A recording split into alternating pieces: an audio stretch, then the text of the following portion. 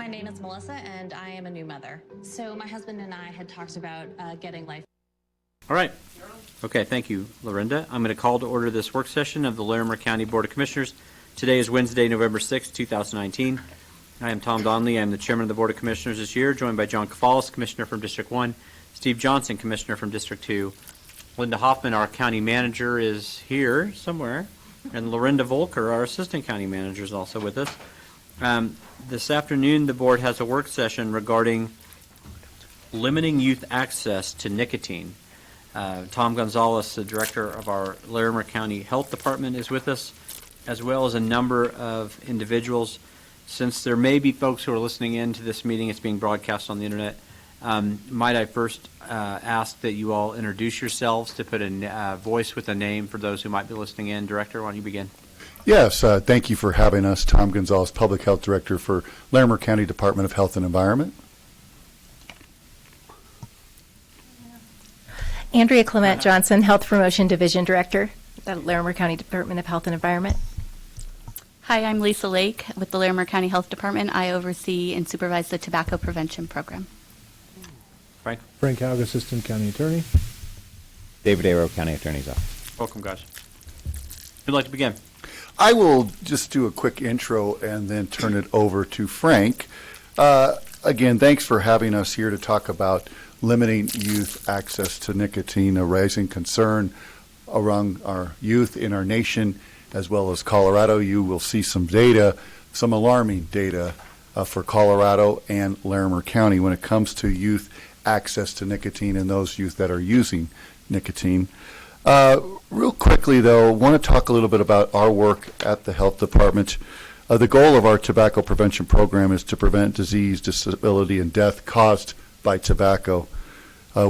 We work to prevent and reduce tobacco use among kids and adults. We work to decrease tobacco smoke exposure for people living, working in, and visiting Larimer County. The funding for this project is provided in part primarily by Amendment 35 Tobacco Education Prevention Grant Program funding. So our staff worked with me as well as the Board of Health to get this into a proclamation at their most recent Board of Health meeting, which they approved. And we're going to talk a little bit about that today. But there's three areas that we're going to focus on the work session. First, legislative change that came out of the 2019 work or legislative session. Frank will hit on that. That gives lots more local control around this issue. We'll talk a little bit about youth nicotine, the alarming rates, as well as the data for Larimer County. Andrea will talk about that. And then the Board of Health proposed options that we'd like to present to you today. So with that, I'll turn it over to Frank. Just at a kind of a high level, this was House Bill 19-1033, and what it did was it changed the definition of minor, or it actually removed that. So it used to be that you could only regulate it to people under 18, and it modified that, so it changed it so you could regulate it for people 21 and under. So that's the first main thing. The second main thing it does is it allows counties to adopt a regulatory scheme or a licensing scheme to sell tobacco. It would be very similar. I think a good analogy is like a liquor licensing type thing, which is why David is here, because he's helped work on all of our liquor licensing stuff, so that's one way to model it. The other thing it did, it used to be that if a county set fees and issued licenses for tobacco products, they forfeited their ability to access the state revenues on tobacco, but this removes that prohibition, so now you can have your licensing, your local licensing authority, and still keep your tax revenue from the state tax revenue. If it also, this same bill, allowed counties to adopt a tax on tobacco. If you adopt a local tax, then you do forfeit the state tax. So that's effectively what the thing is accomplished, what the bill accomplished. Did this bill have bipartisan, excuse me, Frank, thank you. This bill have bipartisan support? That's a good vote. I don't know. I think it did. Did it? Do you know, Steve? What? Did I it don't have remember that. bipartisan? It was 38 voted for, 24 voted against. In the House? Yeah. Actually, that seems pretty partisan. What about in the Senate? That's that other chamber. Yeah, let me see if I can look it up.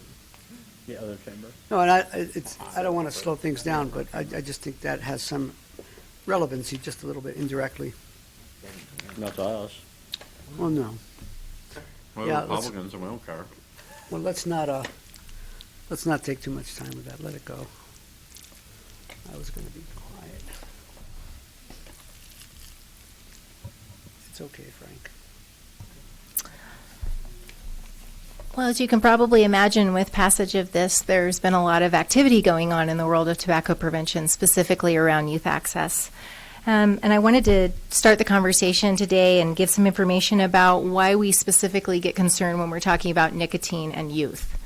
We know that 90% of people who use tobacco and nicotine products begin using before the age of 18.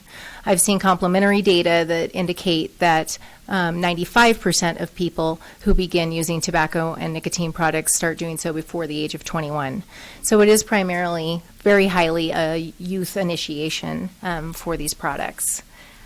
All the science that's come out in the past 20 to 30 years has really given us a lot more information around brain development. And we now know that the brain continues to develop up until the person is age 25. So nicotine on the adolescent and young adult brain has a lot of implications for why that's a factor affecting it. Nicotine impacts the areas of the brain that impact attention and learning. Also, the developing brain is a lot more vulnerable to addiction because there's a lot of activity going on. So that's concerning, knowing that nicotine is an addictive substance. You've probably seen information over the past decade or so that youth cigarette use has stayed neutral or has declined even in some cases, but the exact opposite has been true with youth e-cigarette use or vaping products. That has increased so dramatically that it's gone up by 78% between 2017 and 2018 nationally. When did it begin? When did they develop this? We started seeing vaping products probably around 2012. Not long ago. Yeah, it's really gotten more popular in the past, I would say, 3 years. So Colorado happens to have the highest youth e-cigarette use rate in the nation, and that rate is at 27%, twice the national average. Larimer County youth, we're further compounded up here, use at a rate that's higher than that state average. We're at 32% for vaping products at this point. Why our average usage is higher? Colorado and Larimer County. Why? What I have heard has not been anything that they've been able to substantiate at this point. But Lisa, have you heard anything in recent? It's all anecdotal, the information that I've heard, so Is it marijuana? that's one theory that just people say it. talked about. There is Just say it. There is a belief that we have a more permissive attitude in Colorado. You can vape THC. You can do that. You can. Yeah, that's why, right? Jury's still out, but that's a theory. Figure So that out. you can see that we're very concerned, and we hear a lot about the concerns that folks have around youth vaping at a higher rate. Youth vaping use is very popular. It's second only now to youth alcohol use. And youth who vape are 4 times more likely to either go on to use cigarettes or to be using smoking cigarettes at the same time that they're vaping, what we call dual use. So that's some information about why we get particularly concerned when we think about young people. The 2 provisions that Frank spoke about with the raising the age of sales to 21 or something that's known also nationally as Tobacco 21 or T21 for short, and the local tobacco retail licensing are definitely activities that are very aligned with preventing youth access to nicotine and tobacco. So I thought I'd talk a little bit about this one first, the raising the minimum legal sales age to 21. You can see over on that slide on the far right side, there's some data that is taken directly from the National Academy of Sciences study that came out in 2015, which was a large, robust study that looked at if we were to enact Tobacco 21 or raising the minimum legal sales age to 21 across the United States, what would we expect to see? And what they found is that we would probably see a 25% drop in youth smoking initiation, most notably in that 15 to 17-year-old range, which coincides with the ages that most people start using these products as well. They also found that we would expect to see a 12% drop in overall smoking rates. So that would be, for all people smoking, a 12% drop.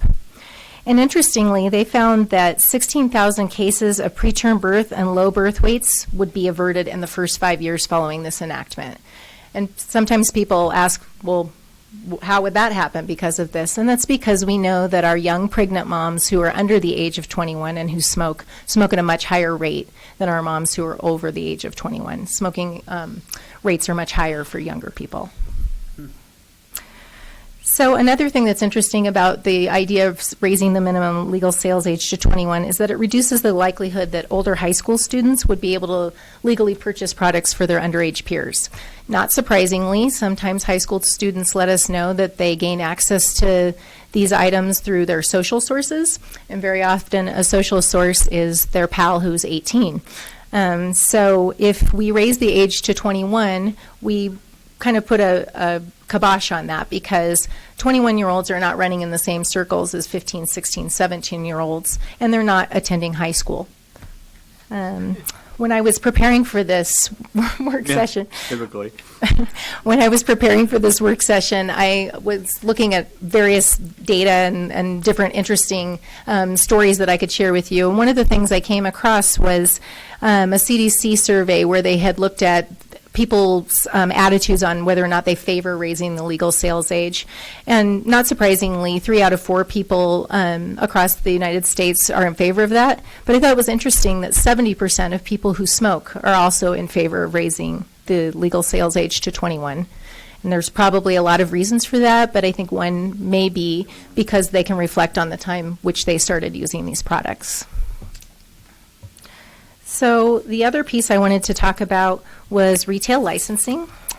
And retail licensing is definitely an effective tool to reduce youth access. It ensures the compliance for our tobacco-related laws that are already on the books, and it lessens the public health impacts that we see.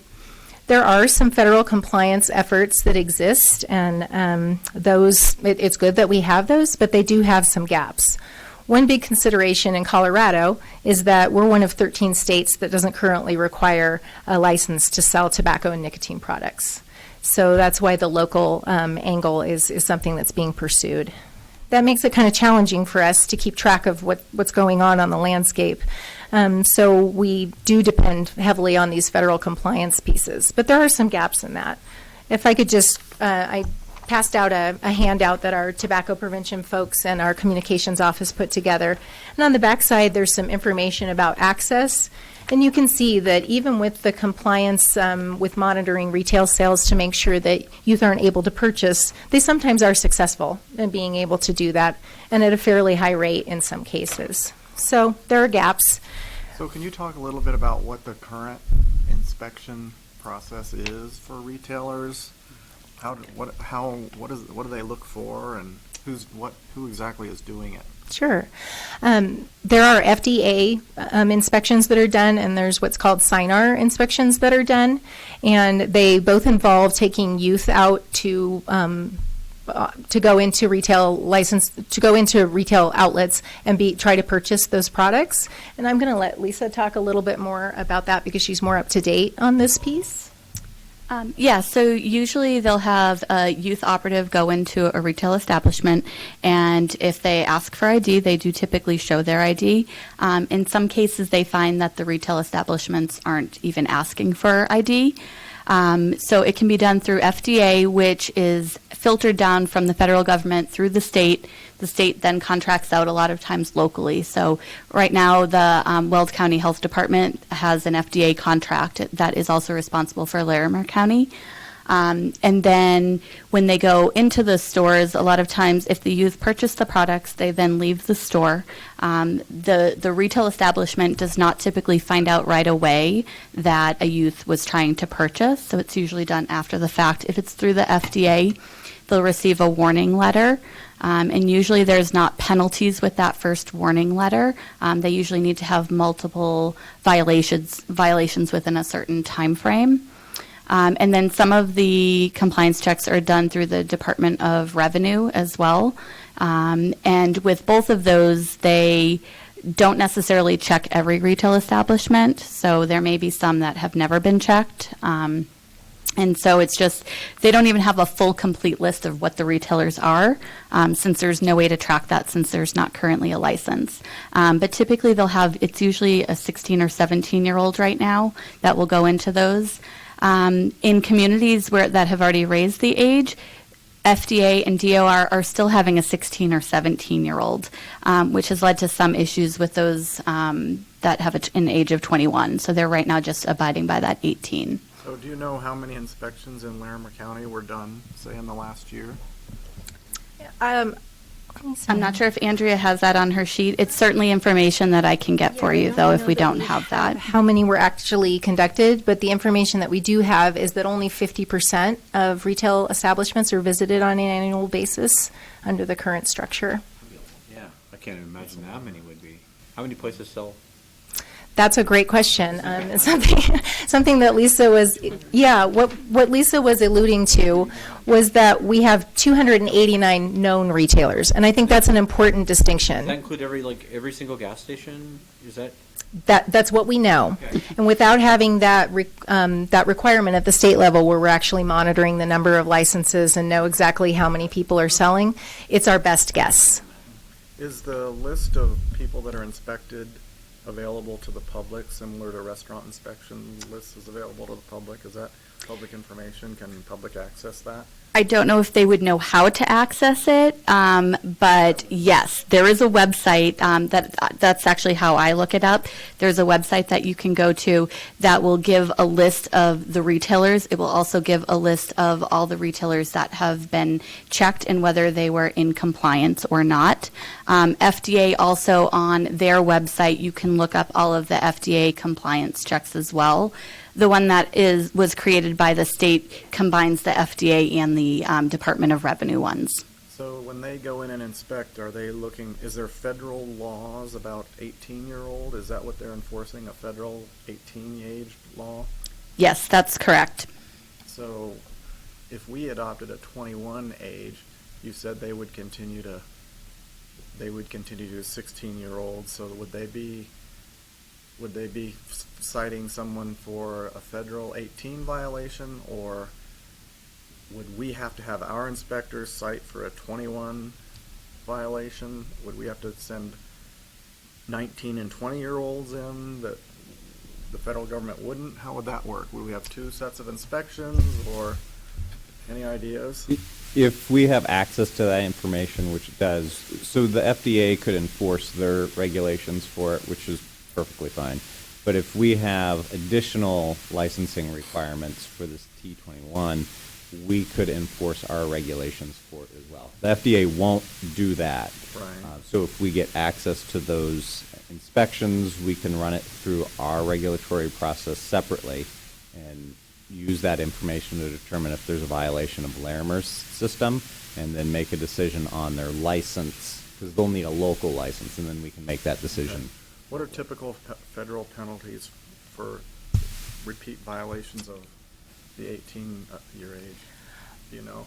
I know that typically the first violation is just a letter indicating, hey, you were found to be non-compliant with selling to a minor.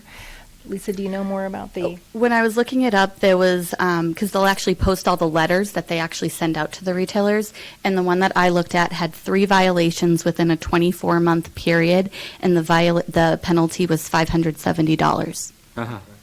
For all For 3 together, violations. I mean, for the third one. And that was after the 3rd violation. I don't know if they got a penalty before that, but Okay. What was the establishment? Was it Fort Collins or Larimer County establishment? the one I was looking at was somewhere in Fort Collins. I don't remember which one it was, though.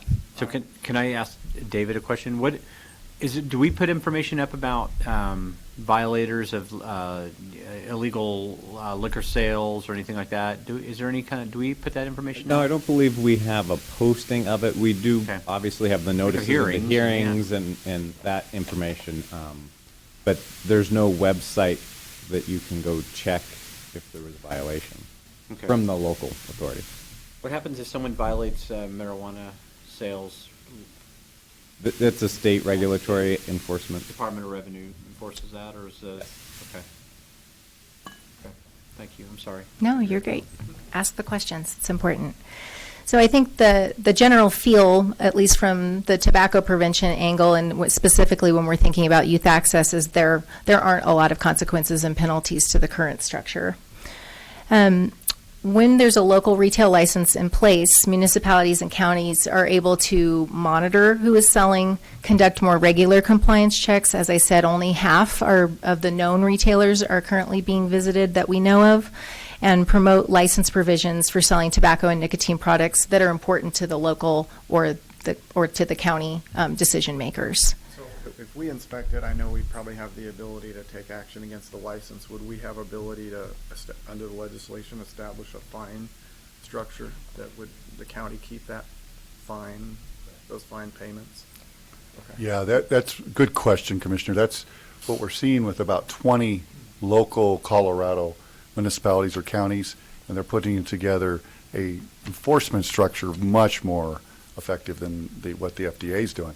In many communities such as Glenwood Springs, mirroring off their liquor.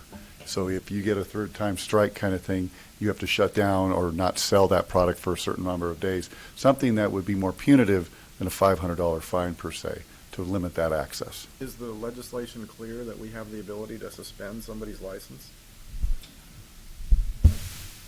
It gives the local authority the authority to establish a license, and so, yes, if you're going to be able to establish the licensing process, then there's going to have to be an enforcement process to it. And so, at least that's our application of it, is that you can suspend the license if you're authorized to do it. Otherwise, you're just saying, here, pay a fine and keep violating it. Mm-hmm. And if the point is to reduce youth access, especially given our local numbers, we need to be able to enforce it for public safety.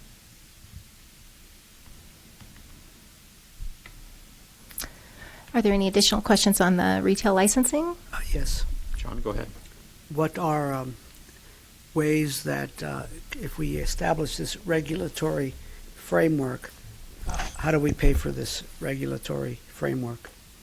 Through a license fee. That's what we're seeing others doing. They establish a license fee, yes. We would have to set these fees commensurate with what the costs are for administering this stuff, including, I suppose, inspections and things like that. Correct. The state's given us a handy little spreadsheet calculator set up where you put in those costs for your local community, and then it spits out what that fee is. Very similar to how we do septic fees or restaurant fees at the state level, but it gives you what that cost is to run that program. I'm hoping they don't cap the fees or set the fees. Yeah, I don't see a cap in there, Commissioner. Thank you. Similar to everything We're else. trying to remove caps. Yeah, right. So Yeah, we there have are a the- lot of We tools. have the ability to set the fee to reasonable levels to recover our costs. Unlike everything else the state tells us that we have to do and doesn't give us the ability to recover our costs. So we have the ability to set the fees. My understanding is yes. Is that correct, Frank? Yes, I think that's accurate. The bill is fairly simple on the language. It doesn't really extrapolate a lot of this stuff. It doesn't include any provision saying, yes, you can set whatever fee you want. It just says you can establish a local regulatory and licensing structure. It doesn't address fees directly. There is great variability at this point in how much people are proposing for their retail licensing fees across the state. To be a fee, obviously, it has to be. There has to be a nexus to the cost. You can't use it as a fundraising tool. Oh, no. It's an interesting thing we could bring up in our septic tank inspection bill, that the state limits us there, but they don't limit us on the retail license for tobacco. They let us recover our costs for tobacco, but they don't trust us to recover our costs for septic system inspections. That would be a good inconsistency. I like where to you're bring going up there, to the sir. legislature. Hopefully they wouldn't go the wrong way and Yeah, start the- capping cap on this everything one, yeah. else, but realize they made an oversight.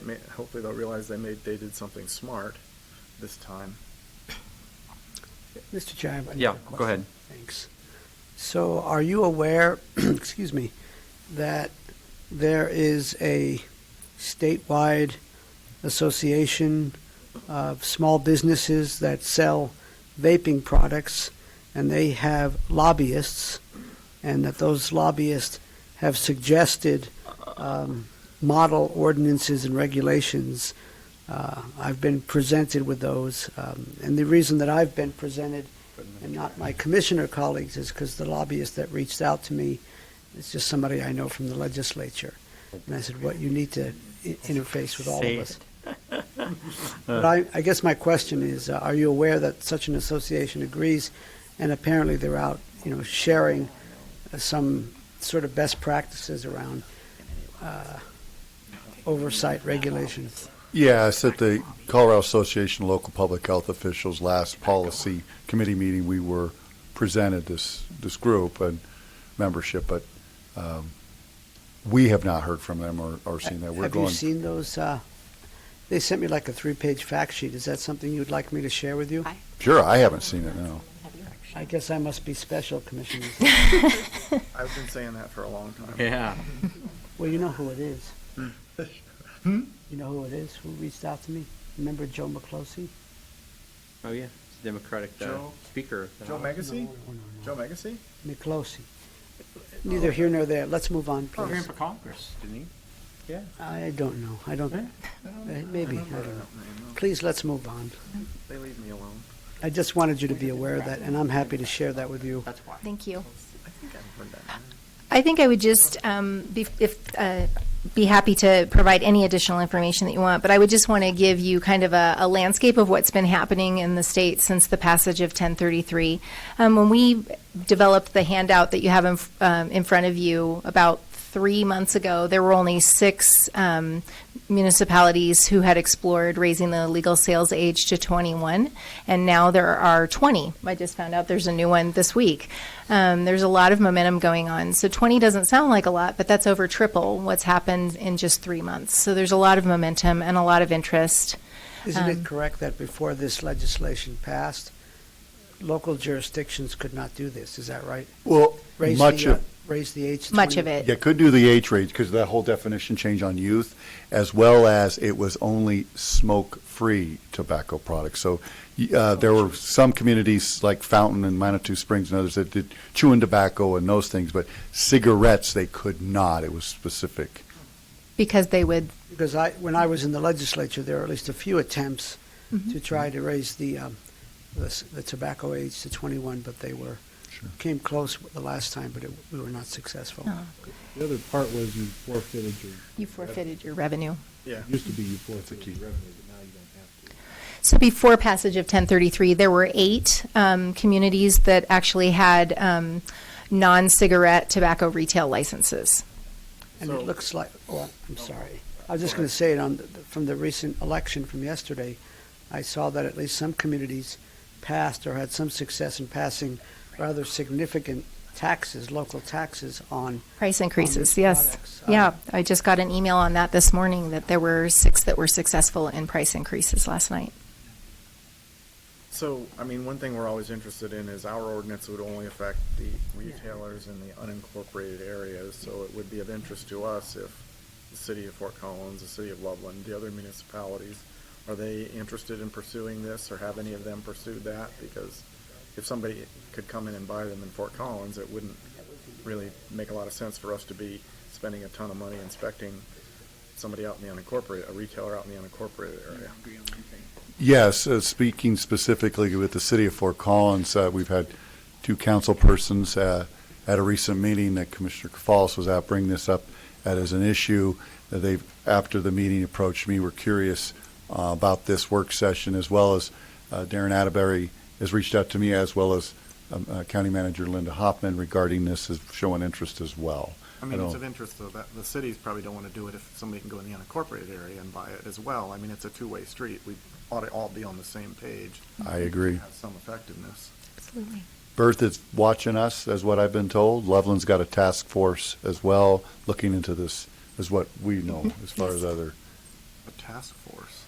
They are actually having a work session later this month in Loveland to discuss some of these same items. And I believe there's a local coalition. We must be part of it.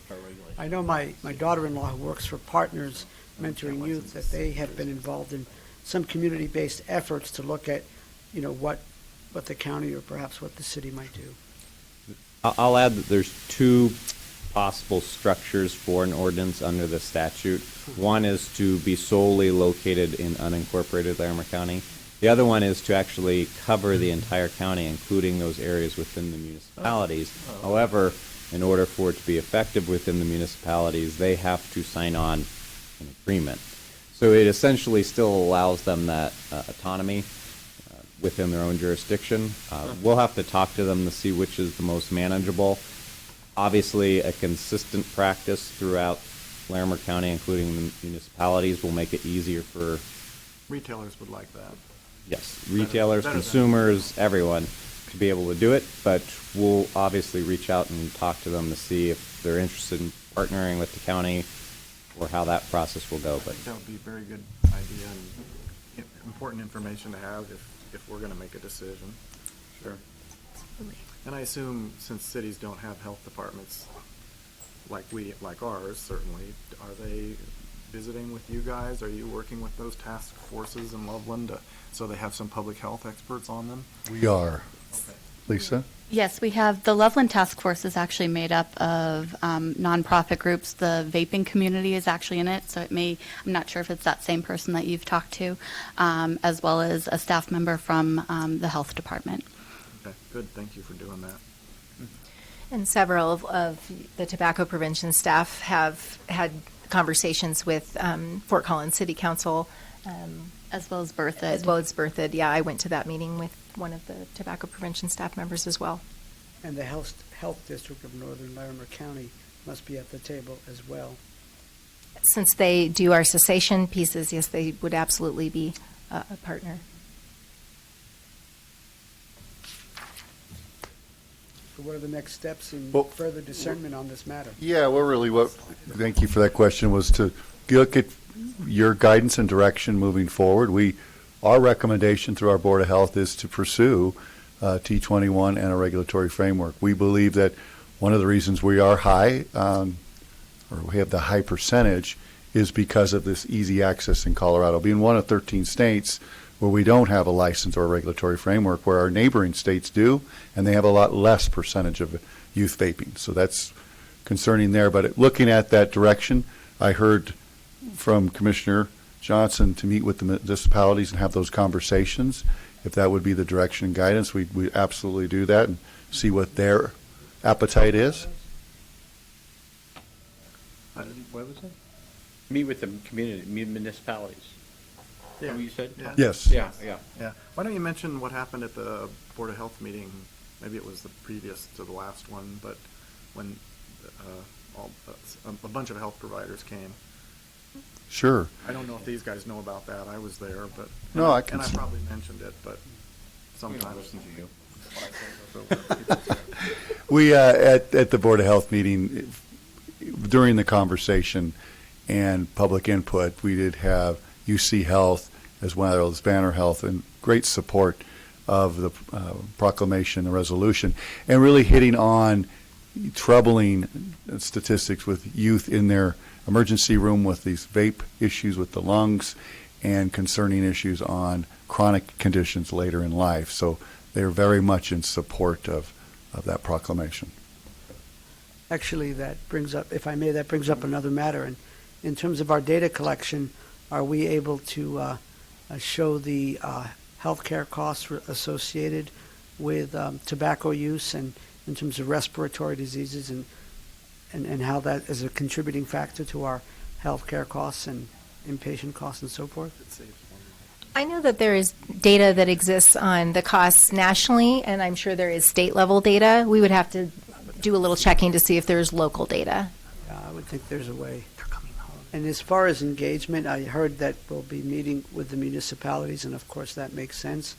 But is there some kind of more formal stakeholder process? Because typically, if you're looking at establishing regulations and all of that, we want to make sure that all the proper folks are at the table. So are we at least that's my opinion, so are we considering that somehow we would engage the retailers in some manner? And also, if we're talking about preventing youth from using these harmful products, are youth at the table to give us specific input on what would be most effective? So there are a couple of questions embedded in there. I'm going to ask Lisa to speak about our current youth efforts. Very good. Yeah, there's a youth coalition in Fort Collins, Youth Action for Health, which has identified vaping as a priority issue for them. There's also the Youth Advisory Commission in Loveland is having some of their youth speak at the Loveland meeting. That's coming up later this month, so youth are definitely heavily involved. We also have 2 youth engagement specialists who are employed through the health department through a contract with the Workforce Center, and they are high school students as well, and so they definitely provide us a lot of that youth input and feedback as well. And then, I'm sorry, you had a first part of The that? business community, the retailers, typically the business community doesn't like to have regulations jumped on them unless they've been at the table to have conversations. Well, you know what would really help it moving forward, because I believe in a stakeholder process, is really if this board was amenable to giving us that nod to start a stakeholder process that includes Larimer County and all stakeholders, which would include the retailers. We would absolutely take that on, and working with Frank and David to put that together, get the right people at the table, and move this forward, and come back with you folks with something that we all agree upon. I mean, I would definitely like to see you do that. I think it would be beneficial if the municipalities did have a similar ordinance, but even if they don't, I think I would support the county doing that. I'm definitely in support of the stakeholder process. I don't want this thing to drag out 6 months, a year, like No. some stakeholder task forces do. I don't think that's necessary. We certainly want input of the retailers because we want the regulations to be workable and realistic and practical and something they can comply with, whether they like it or not. But I don't want this thing to drag out for a year. I think it's a huge problem, and I agree. we should act fairly expeditiously, in my opinion. I agree, sir. Commissioner, what would you think that, just as a time frame, what would expeditiously be? 3 months? Okay, we can do that. Or less. We also have conducted some retailer surveys that we could share the data with you. I guess my last question is, I know we're over time, could you offer some information about, nationally we're hearing about people getting very ill, dying from vaping. But what are some of the theories about that? Is it just tobacco that's going in these, they're putting other chemicals in these vaping devices? Could someone speak to that a little bit, please? So, Lisa, do you have some up to date? I'll let Lisa start. I was going to say, so initially they're not 100% sure of what that looks like. In Colorado, the Colorado Department of Public Health and Environment is monitoring cases within Colorado, and within that they mark whether in some cases it's been THC, and then in some cases it's been nicotine. Yeah, and some of the people who have had that illness have used both THC and nicotine. Some have used just nicotine, and some have used just THC. So, But the cases are up to almost 1,900 cases, the last I heard, and over 30 deaths. It's troubling. So why raise the age? Why not just ban it? I'd be all for that, sir. some states actually have put temporary holds on vaping products it's dangerous. nationwide. Didn't Boulder County do it? I don't believe that they've put a hold on it, but they did make some pretty significant restrictions to not having flavors in the vaping products. Yes, the ban. I don't want to read too much into the question, but Yeah, it was more of a, yeah.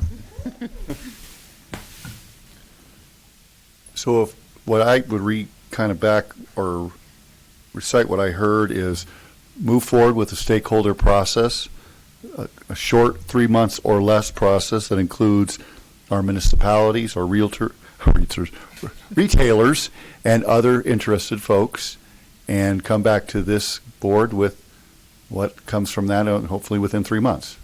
And interested folks, including youth, and also being mindful of, I agree with Commissioner Johnson that we need to try to expedite this because people are dying, but the holidays are coming up. So realistically, that might be a factor. I do agree with you. Yeah. Anything else that I missed? Thank you. Thank you very much. Appreciate it. Anything else? Board's adjourned for 15 minutes, 20 minutes.